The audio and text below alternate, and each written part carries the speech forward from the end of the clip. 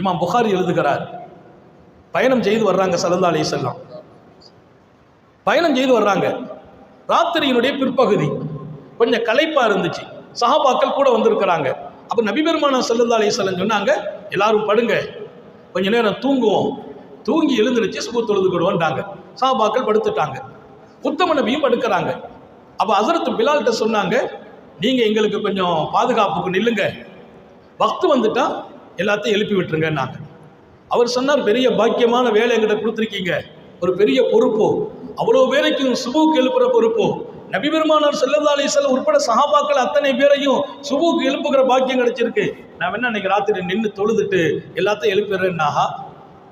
எல்லாரும் படுத்து தூங்குறாங்க, தைரியமாக தூங்குவோம். ஏன், ஒரு ஆள் எழுப்புறேன்னு சொல்லிட்டாங்கல்ல, அது ஒரு தைரியம். நாயகம் ஸல்லல்லாஹு அலைஹி வஸல்லம் படுத்திருக்கிறாங்க, சஹாபாக்களும் படுத்திருக்கிறாங்க. இவங்க எப்போ படுத்தாங்கன்னா பிற்பகுதி, இரவனுடைய கடைசி நேரம்.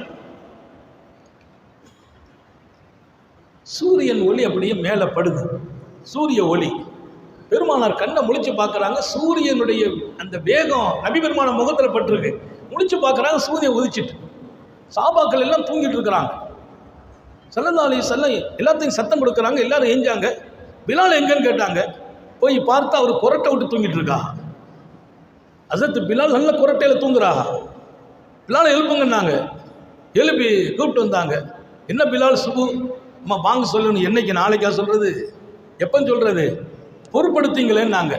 அவர் அழகான பதில் சொன்னார், யார ரசூலல்லாஹ், பிரச்சனைலாம் ஒன்றும் இல்லை, தங்களையும் சஹாபாக்களையும் பிடித்து கொண்டது என்னையும் பிடித்து விட்டதுன்னார். தங்களையும் சாபிகளையும் எது பிடித்ததோ என்னையும் பிடித்து கொண்டது சொன்ன பெருமானார் உடனே சொன்னாங்க, இந்த இடத்தை விட்டு வெளியாகுங்கள், நாம வெளியில போய் சுபு தொழுவோம், இந்த இடம் ஷைத்தானுடைய இடம், இந்த இடத்தை விட்டு வெளியில போயிடுங்க. பெருமானாருடைய வாழ்க்கையில் தொழுகை தப்பியதில்லை. ஒரு தடவை இப்படி நடக்கிறது, எதற்கு, சமூகத்திற்கு ஒரு முன்மாதிரி காட்டுவதற்கு. சுபுகு மிஸ் ஆனா உடனே கலா செய்யணும், வெளியில வந்துட்டாங்க, அந்த இடத்தை விட்டு காலி பண்ணுங்கிறாங்க சஹாபாக்களை.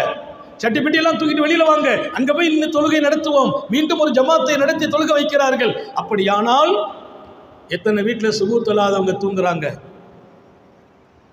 இந்த இடம் எல்லாரும் சுபு தொழாம தூங்கிட்டதுனால இது டேஞ்சரான இடம், ஷைத்தானுடைய இடம் சொன்னால் அந்த வீடுகளுக்கு என்ன பேர் சொல்வது?